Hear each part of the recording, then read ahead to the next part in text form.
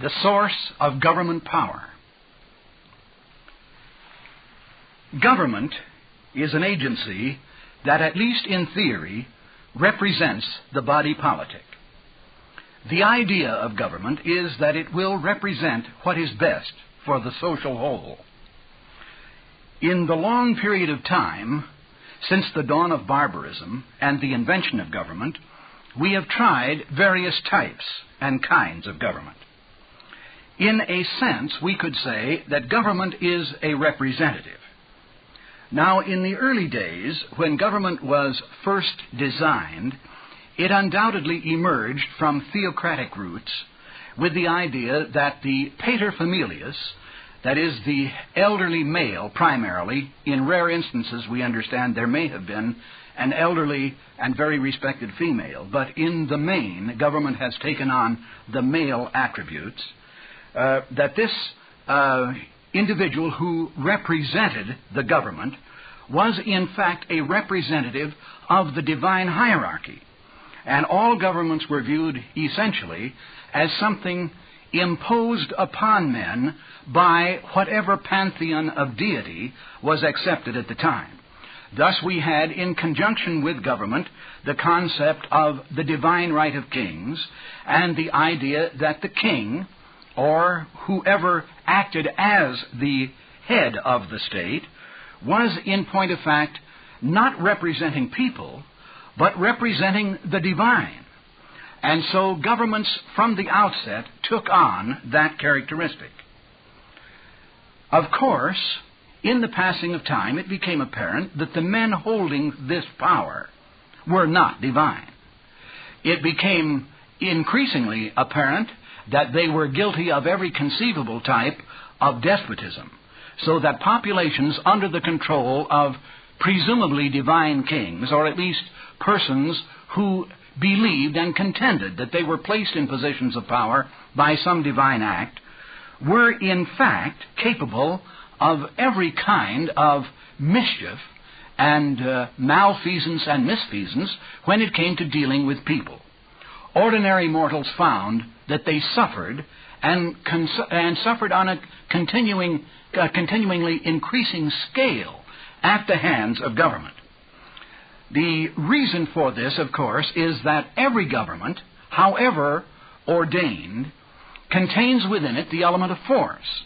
And the view of that person or those persons who constitute the government is that they must and will use force in order to maintain something for the good of the total group, whatever they decide is good. Thus it happened that after many centuries of experience with kings who were viewed first as being totally divine and then human beings, but nonetheless with certain divine attributes, notably a divine right to do as they pleased, objection to this concept began to emerge, and it emerged in several ages and in various ways. Our own acquaintance with this, as Americans, really began when this country was founded. We had become disenchanted with British rule. It was believed, of course, that the ruling families of Britain were somehow divinely selected and divinely ordained, and we began to suspect in a very large way that the kings and queens who had taken positions of total power in England were not only not divine, but in many instances they were less divine than persons who didn't have this power. And we began to devise the idea of the common right of humanity, to wit, that if it was possible for any man to have any divine rights at all, then all men had exactly the same rights. And therefore, there was no such thing as a special being who was, by some divine act, placed in charge of other people. Now, this led to the idea that kings ought not to represent the deity so much as they should represent the people themselves. And so we had the concept of representative government slowly emerging. Of course, experiences and experiments in this area had occurred many, many years before, in the ancient Greek period, and also in Roman times, the idea being that at least some people ought to be represented by the government. So we began to change our view of government and began to think of it as an agency that represented the people at large, or, if not all the people, at least certain significant numbers of them. In the concept of democracy, the theory is that the government shall be of the people, and theoretically this means all the people.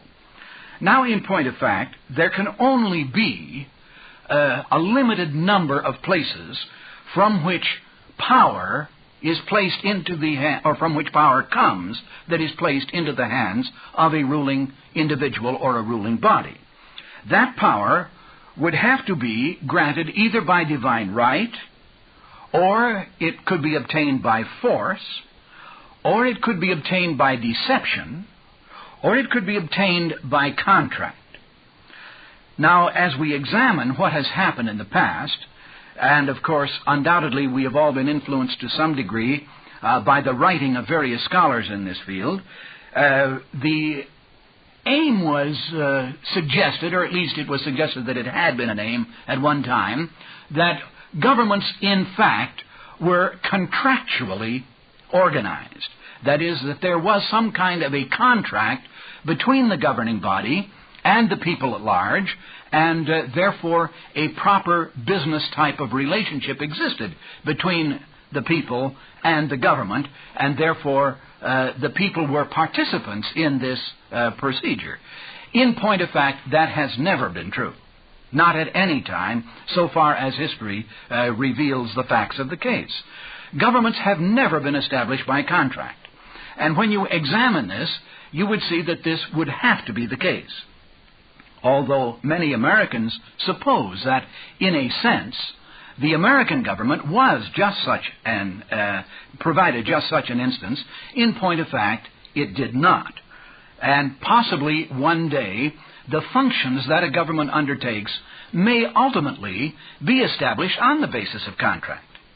What we're confronted with is a philosophic dilemma.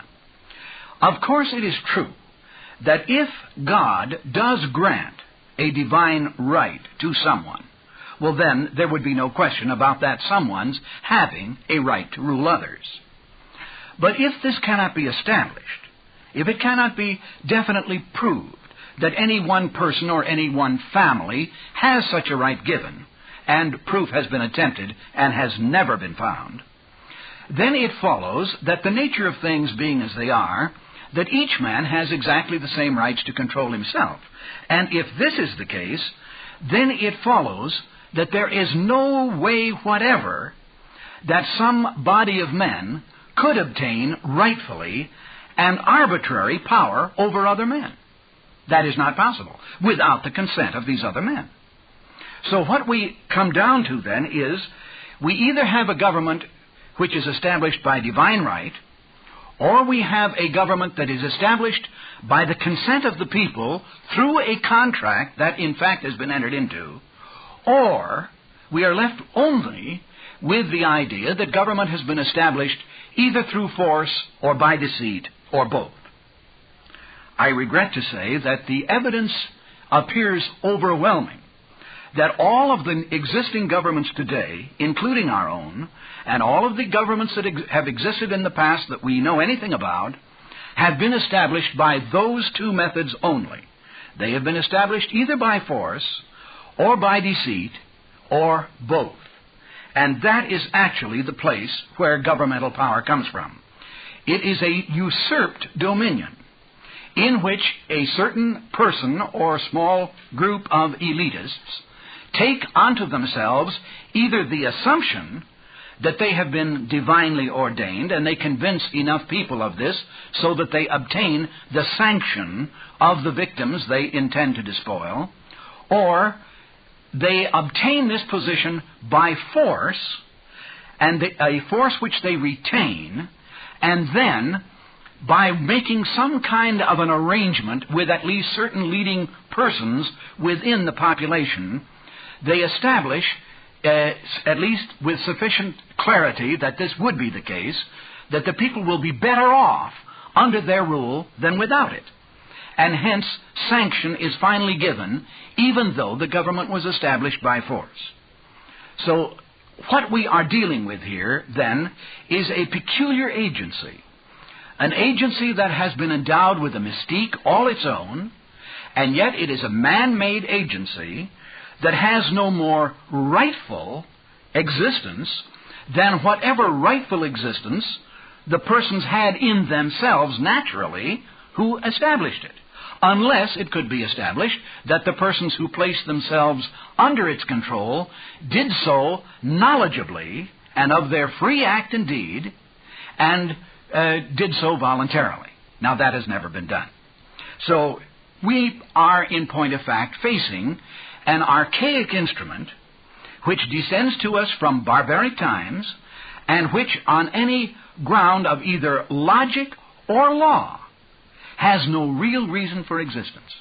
Now, this is a deplorable thing to say, and I realize that it sounds very revolutionary, and I don't mean it that way at all. It would be just as reprehensible for us to seek to overthrow that which has long been established and which has finally been accepted, as it would be to impose one in the first place. And so we have to deal with an existing agency that is as archaic as the spear and the bow and arrow. It does not function as it should. The only manner in which it can function is to operate in such a way that it violates the rights of individuals, and it does this both through force and deceit. Now, that this is force and deceit can, I think, be established if we examine this whole concept of agency, or the concept of representation. If we have a government that is a representative of a divine hierarchy, then, of course, there is nothing that can be proved. We have already discarded that notion in this country. In this respect, I might point out that we may have an advantage over other countries that are still bound to that idea, that the government that they have is holy and untouchable, and they cannot reach it, because it is divinely placed over them. We grew out of that better than 200 years ago, and finally established the idea that this was not so. So we have only then to deal with the concept that government, in fact, represents the people. Now, to represent someone is a perfectly legitimate act. Anyone can, who wishes to, appoint someone to act for him in a perfectly moral and reasonable way. I could ask you to act for me in any given instance wherein I want something done, and for some reason I may not be able to do it myself. I may need your help, as I do, for instance, if I hire an attorney, or if I hire a teacher, or if I hire a real estate agent, or someone else to act for me who has special knowledge, or possibly can be in a special place at a special time when I cannot be there, or when I cannot do what that person can do for me. The concept of agency is one that is deeply entrenched in ordinary human behavior. We have had it with us for a very long time. Now, one of the characteristics of agency is that every agent is responsible to the principal who hires him. Thus, if I hire you as an agent to act for me, it is understood that I am responsible for your actions to the degree that I am paying you or otherwise remunerating you for doing something for me that I'm not going to do for myself. Further, it is understood by virtue of the existence of this agency that you are going to act in my interests. Otherwise, there would be no point in my obtaining your services in the first place. So when I appoint you to act as my agent, then you become, in a sense, an extension of me, insofar as this agency relationship is concerned. It would be immoral, and indeed it would be illegal in this country, for me to hire you as an agent let us say, a real estate agent to buy a certain property from me that we'll say is in another part of the country. So you accept this condition of agency with me, let us suppose. But as you're accepting it, a second party comes to you and says to you, I wonder if you would act as my agent to procure the same piece of property that I want, you see. This would give you the job, then, of representing two persons who have an interest in obtaining the same property, and it follows that you could not obtain it for both of us. Therefore, if you accepted such employment, you would be engaged in a dishonest act. It would be reprehensible from any moral point of view, and it would be illegal from any legal point of view. You cannot do it. In fact, were an attorney or a real estate agent to attempt such a type of representation, he could be subject to various punishments which the law has ordained for just such type of behavior. We would consider such behavior reprehensible. In other words, when you have a condition of agency as such, the agent is responsible to the principal is responsible to the agent, and the interests expressed that create the agency must be adhered to honestly and with a full devotion to the cause that is set forth that created the agency in the first place. Now then, consider the idea that a politician, as such, can actually be the agent of a large number of people. That is impossible, because even with two persons, they will have divergent interests. And a politician who sets himself up to represent two persons who have diverse interests is, of necessity, bound to cheat one of them. He couldn't help it. However well-intentioned he may be, he cannot actually represent two persons who have divergent views, or divergent claims, or divergent interests. Much less could he represent the body politic. That is impossible. Therefore, when a man runs for public office and contends that he is going to represent a large number of persons, that is, in essence, a statement of fraud. He cannot do it. I am not trying to malign his good intentions in the matter. He is simply, like the rest of us, caught up in a philosophy that is erroneous. It cannot be done. And the result is, and we go around saying it all the time in between elections, we hope we'll get a politician in office who will honestly fulfill his promises. It can't be done. It is not possible.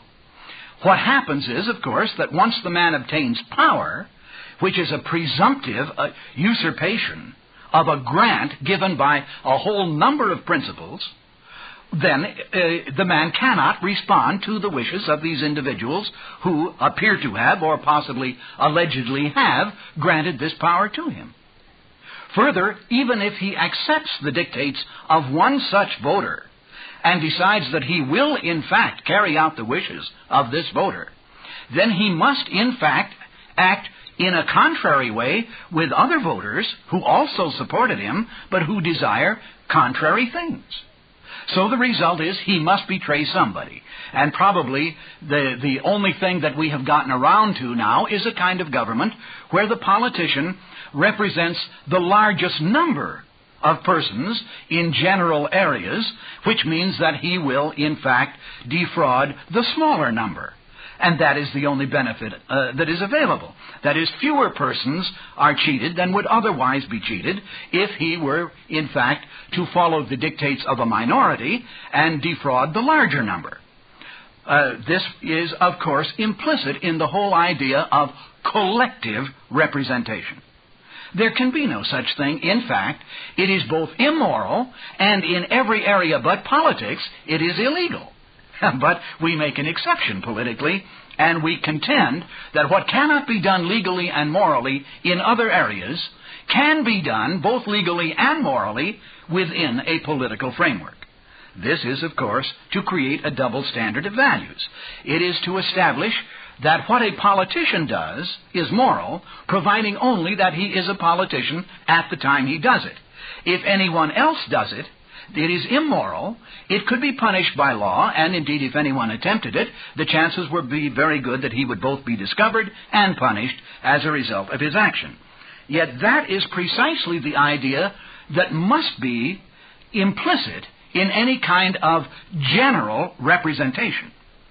Now, if you were to, on the other hand, create what we would call a representative government, in which each faction and each interest had a representative, you would have a government of such unwieldy proportions that they couldn't ever get together in any one building.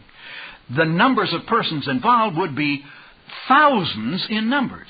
We have so many divergent interests just in the area of property and economics alone, let alone religious interests, racial interests, educational interests, and secular interests by the score. It would be impossible to find a person who could honestly and truly represent everybody on such a broad front. It cannot be done. Now, there is another reason that shows the peculiar character of the kind of government that we have. Because it actually states in the Constitution of the United States that the members of Congress, that is to say, the so-called elected representatives of the body politic, cannot be questioned for the actions that they take and the things that they say and do while they're engaged in their political endeavors. And when the word questioned is inserted here, it means they cannot be questioned in any legal way. That is, they cannot be held to any legal accounting process. This means that we have adopted the idea that we can, in fact, select a man to represent everybody, which is absolutely impossible, but we make it a part of the condition of selecting him that he will not be accountable to the people that have selected him. Now, since all agents are accountable and are in fact responsible to the persons who choose them, this is clearly a case where we simply have an arbitrary usurpation of power. There are still other reasons that could be provided. For example, all principals and all agents must of necessity be publicly known to each other. And yet it is a fact that since we select our agents, so-called, through an election process, so-called, in a secret manner, by secret ballot, not a single one of the men thus selected has any actual knowledge of the name of the person who may have confided this particular act of agency to him. He doesn't know. There is no way that he can find out. And consequently, he does not know who asked him to be an agent, nor could he prove that anybody ever asked him to be an agent of anyone. Now, that is the unfortunate situation that confronts us when we think in terms of representative government. In point of fact, representative government cannot exist on any kind of broad front because that is a moral and legal impossibility. And were it to try to exist on a narrow front, that is to say, you would have representatives for each individual or each tiny group that had specified interests, then the government itself would be so unwieldy that it could not be managed, and the whole thing would fall of its own weight.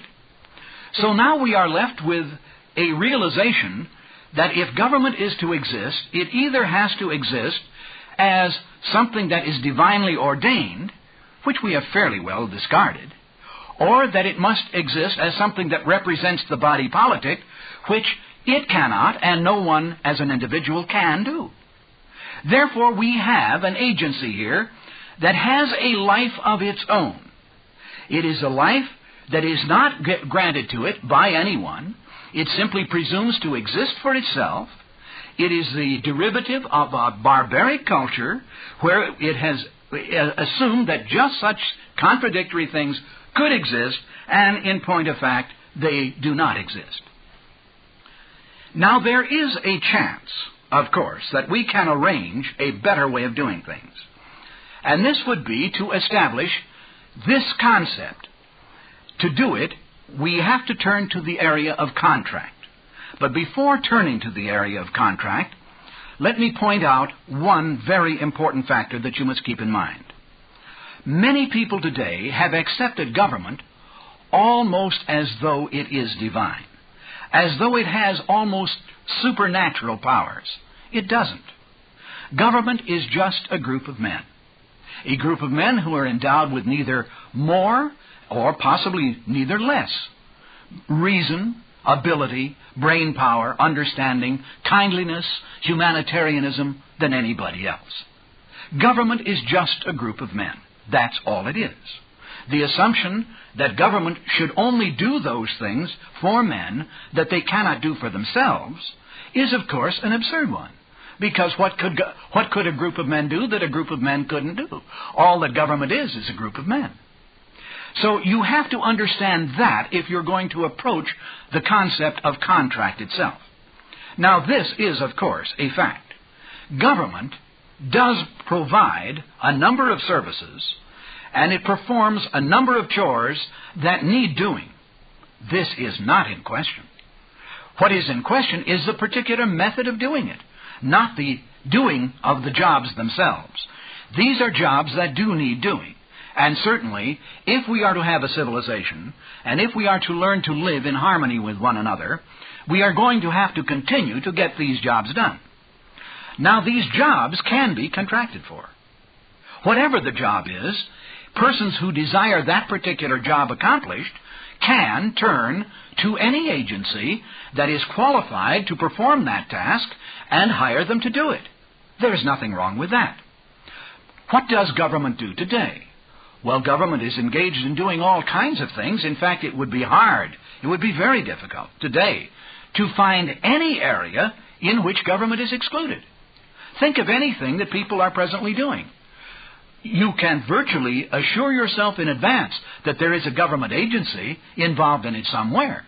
Whether we are talking in terms of parking lots, radio stations, the manufacture of goods, the wholesaling or retailing of merchandise, the building of roads, the handling of protective devices or protection generally, all of these things are being done in the market by private persons, and they are also being done by government agencies, or if they are in the market, they are probably being supervised by government agencies. All of these things can be and are being done by men. Remember that government is just a group of men. It's a particular group of men that presumes that it has rights over other men. Now, if you are going to move toward the concept of a contract, which would be a valid one, predicated upon the idea of mutual respect, mutual understanding, and the common rights of humanity, then it becomes a simple matter to realize that all that we have to do is to organize our affairs in such way that we contract with parties or a party to provide certain goods and services that we want, and we do so in our own name, appointing them as agents to act for us in these cases, and not expecting everybody else to join in. And on that basis, we could arrive at an amicable way of settling our difficulties. Thank you.